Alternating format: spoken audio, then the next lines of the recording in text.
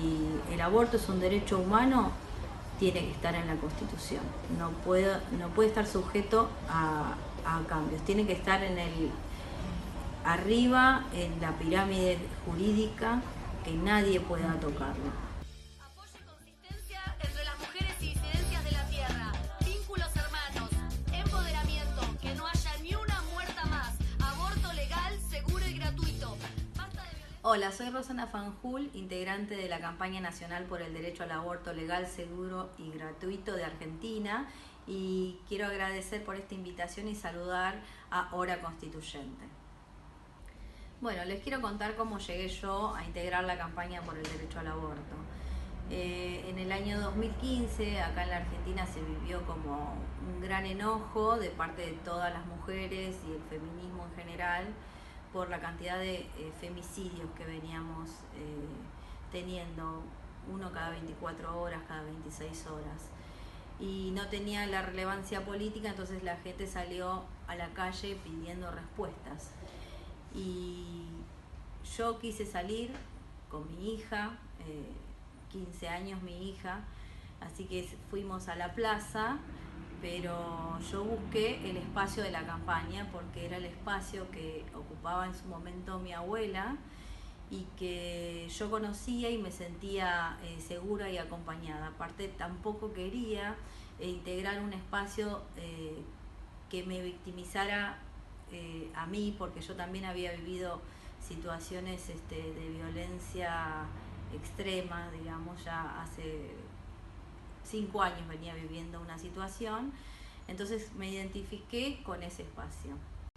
Y mi abuela era Dora Koledeschi, una de las pioneras por la lucha del derecho al aborto acá en Argentina.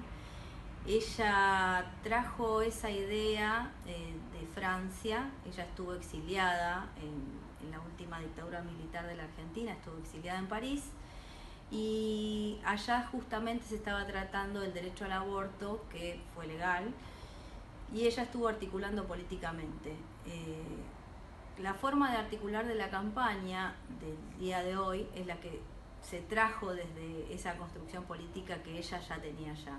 Allá todos los partidos políticos o organizaciones de la sociedad civil se reunían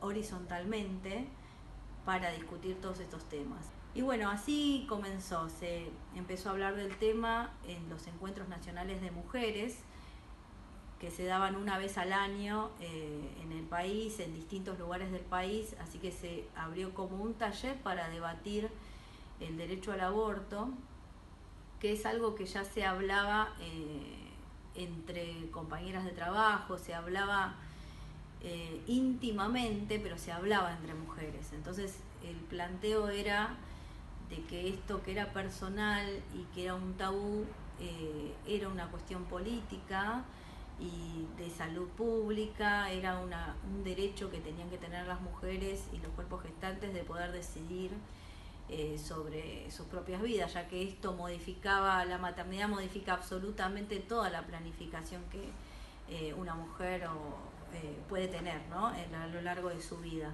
Así que empezó a hablarse del tema de a poco en los talleres, año a año fue creciendo, se fue hablando en distintas provincias.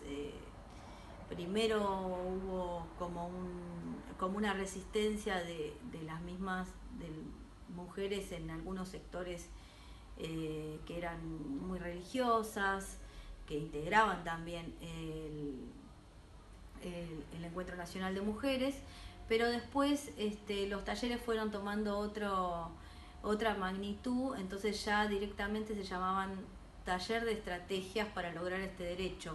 ¿Por qué? Iban a los talleres las que estaban de acuerdo, ya no estaba en discusión quién estaba de acuerdo y quiénes no. El que no estaba de acuerdo directamente no se presentaba al taller. El gran momento, digamos, fue cuando se armó la campaña por el derecho al aborto, porque inició como comisión, que fue en Rosario, y bueno, desde allí se hizo la campaña federal y se empezó a articular desde otro lugar, pero se hizo como más masivo.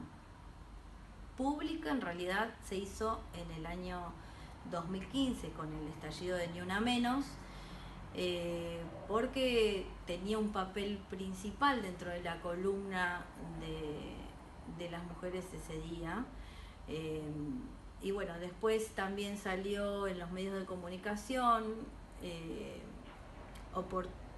algún oportunismo de algún periodista que hizo que se pudiera hablar en la televisión, que era un tema que no se hablaba, y se fue abriendo de a poco. Hicimos un pañuelazo en febrero, el 19 de febrero del 2018, donde convocamos la gente que quería acompañarnos para justamente impulsar nuestro proyecto, que iba a ser presentado en mayo de ese año o en marzo, no sabíamos exactamente todavía cuándo, y fue tan masivo que nos sorprendió hasta nosotras mismas. La gente venía a buscar su pañuelo y creo que teníamos algo de 5.000 pañuelos y en 10 minutos ya no teníamos ninguno. Bueno, se empezó a hablar públicamente del tema, pero también fue un trabajo que se fue haciendo durante muchos años. Tenemos la red de profesionales de la salud que fue haciendo un trabajo en los centros de salud de los barrios. Tenemos a las docentes por el derecho a decidir que fueron dando en las escuelas clases de educación sexual integral, donde pudieron explicar qué es el aborto y pudieron ampliar a los jóvenes y bueno, se fue interpelando como de a poco la sociedad y ya fue un tema de conversar sin el tabú de esto es privado, esto no se habla, esto es personal y no es algo que uno ande contando. Pero bueno, también nos ayudó que las actrices pudieran hablar públicamente de que se habían hecho algún aborto y eso generó polémica. Tuvimos un debate en el Congreso de la Nación. En realidad tuvimos exposiciones durante varias jornadas y estas exposiciones hicieron que se interpelaran un montón de cuestiones, no solo el derecho al aborto, pero siempre fue el eje el derecho al aborto, sino estaba en juego la dignidad de las mujeres. Se interpeló durante ese proceso la religión, se hicieron filas de la apostasía, donde la gente se retiraba de la iglesia, porque en esas exposiciones venían clérigos, venían gente que era muy religiosa y exponía cosas que por ahí eran irreales, que tenían que ver únicamente con sus creencias personales, y había como un discurso de odio, un prejuicio bastante marcado que la sociedad rechazó. Por eso esas exposiciones fueron pasadas por internet, por YouTube, fueron vistas por todo el país con mucha atención. Y bueno, nos ayudó muchísimo. También se interpelaron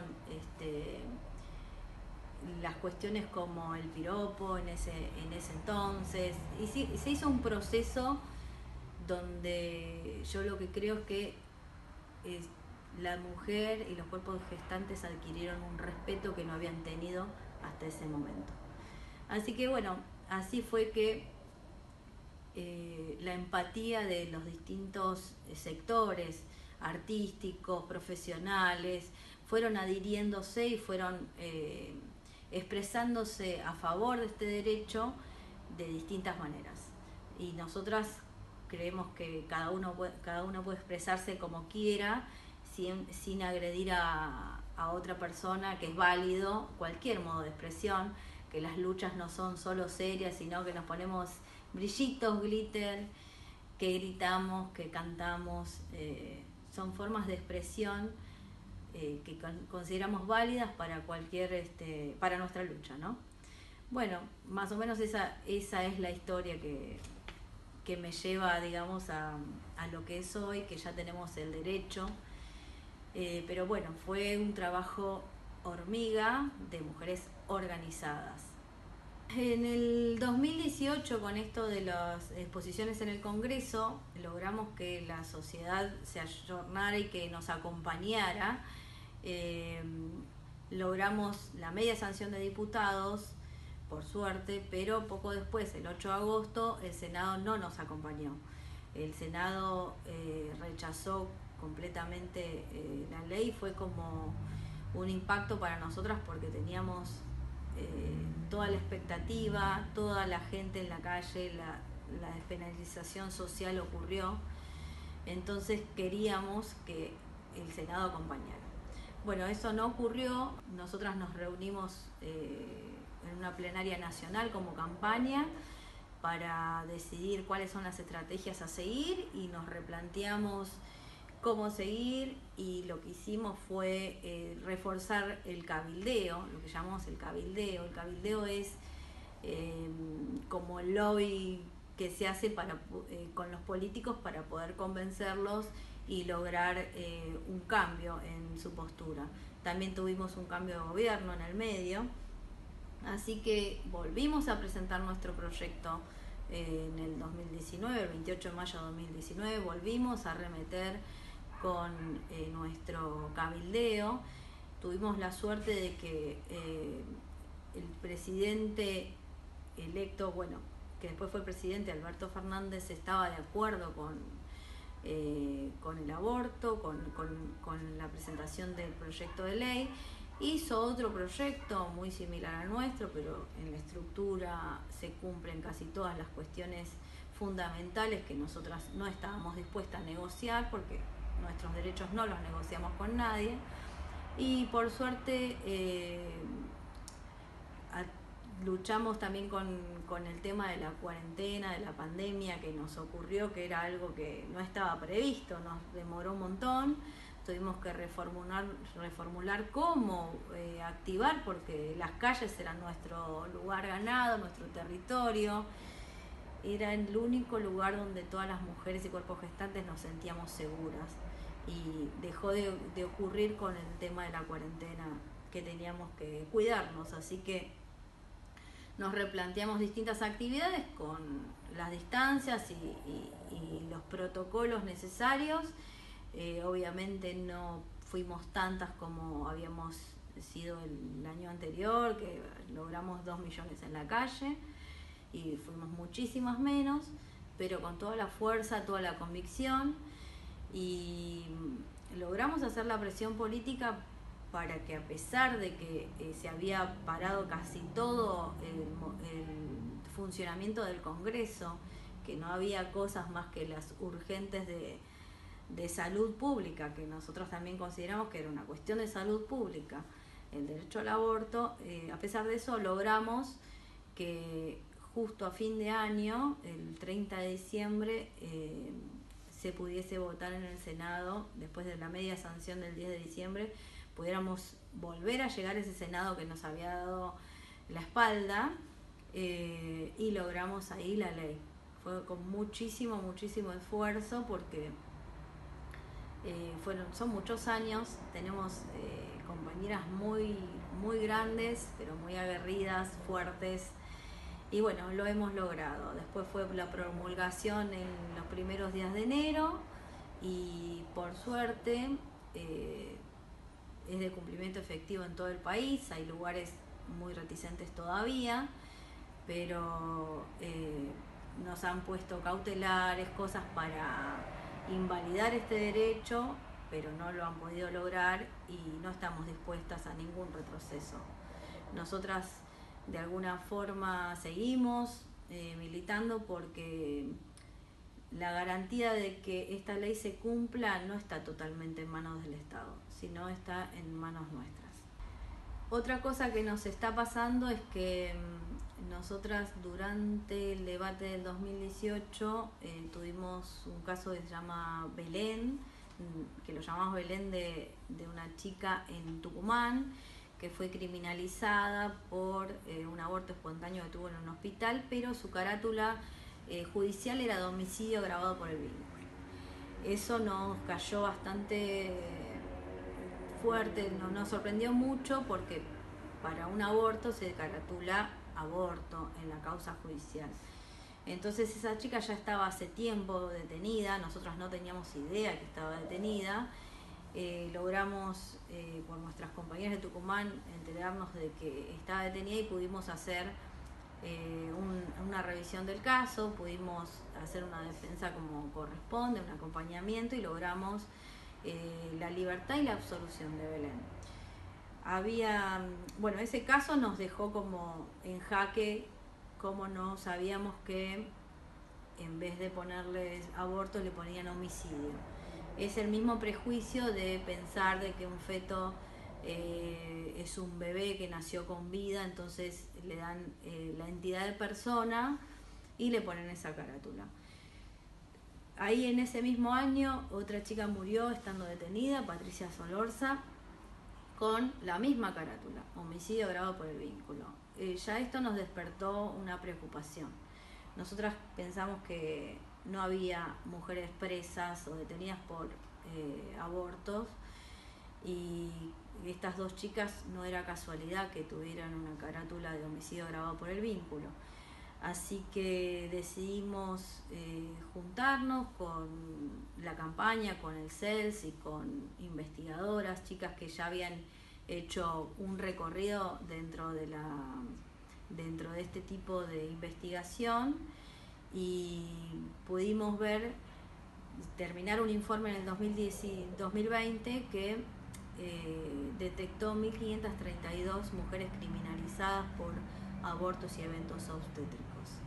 Así que nuestro recorrido todavía queda liberarlas, conseguirles por lo menos la prisión domiciliaria hasta que podamos revisar cada caso, porque son muchísimos, pero lamentablemente la que la llevó a estar detenida es el odio del odio de los sectores conservadores en ponerle homicidio agravado por el vínculo y no ponerles aborto o otra carátula, que no sea la máxima condena de perpetua, que no sean vistas como las asesinas y que sean puestas en el peor lugar de la cárcel porque son peligrosas, y que encima no les den la domiciliaria porque se las considera peligrosas para la sociedad. Bueno, el tema de que ahora en Chile se está haciendo una nueva constitución me parece muy importante y estratégico, y es algo que lo consideraría casi obligatorio que esté plasmado en la nueva constitución el derecho al aborto. Creo que es un tema que ya está a nivel mundial saldado, que es un derecho humano, y no puede estar sujeto a un derecho humano a un político de turno o a un partido político, al pensamiento de un partido político como es en Estados Unidos, que si sos demócrata, que si sos republicano, estás a favor o en contra. En realidad los derechos de las mujeres y cuerpos gestantes no son un negocio político de votos. Así que si vamos a estar construyendo una nueva constitución, las mujeres y cuerpos gestantes no podemos estar en un lugar de sumisión a los varones. A la decisión del patriarcado no podemos estar en ese lugar. Únicamente en Sudamérica todavía el aborto está como en discusión, pero la verdad que fue público a nivel internacional, inclusive la discusión que tuvimos acá en Argentina. Son los mismos fundamentos, son las mismas situaciones de vida que vivimos las mujeres, independientemente de que haya una cordillera o un océano que nos separe. Entonces, si el aborto es un derecho humano, tiene que estar en la Constitución. No puede estar sujeto a cambios. Tiene que estar arriba en la pirámide jurídica, que nadie pueda tocarlo. Bueno, lo que quería contarles un poco es la emoción que siento hoy día de ver lo que está pasando en Chile. Creo que hayan logrado tener paridad de género en las listas, que hayan tenido la posibilidad de tener candidatos y candidatas de los pueblos originarios. Acá en la Argentina estamos lejos de lograrlo todavía, y que pudiesen llegar a ese punto, hasta me siento como parte, porque las compañeras feministas de allá articulamos mucho con las de acá, y lograron un 8M fantástico que fue, creo que el más grande de toda Latinoamérica, y lograron hacer esta articulación horizontal que hacemos nosotras como campaña para conseguir el derecho de ellas, los derechos que están reclamando en general allá. Así que orgullosa de articular, de poder intercambiar formas. También esas mismas feministas que vinieron a nuestros encuentros de mujeres, que vinieron a participar de nuestras actividades, son las mismas que tomaron la posta para los cabildeos en el estallido social de Chile. Entonces, esa fuerza que nos transmitimos entre nosotras, lograron ellas transmitirlas a su propia gente. Y lograron ser reconocidas en sus propios lugares, y lograron ser candidatas, lograron la paridad, para mí fue un logro enorme en un país como Chile, que todavía tiene una constitución de la época de Pinochet. Es mi admiración. Yo cuando las veo, las leo, las escucho, todo lo que han logrado hacer, la fortaleza con la que se están manejando, las admiro profundamente. Así que el hecho de poder participar ahora y dejarles algo de mi vivencia en un audio, en un video, en una conversación telefónica, para mí es muy importante. Todo aquel que no acusa complicidad, se llama este juego. Ya dejemos de hacernos los ciegos. Vamos, cabrón, que yo no valgo tu ego. Vamos, que aquí nos están prendiendo fuego. Si se fue de casa, ni una menos. Si se puso minifalda, ni una menos. Si se pintó los labios, ni una menos. Ni una menos, ni una menos, ni una menos. Si baila reggaetón, ni una menos. Si te dejo por otro, ni una menos. Si vuelve tarde a casa, ni una menos. Ni una menos, ni una menos, ni una menos.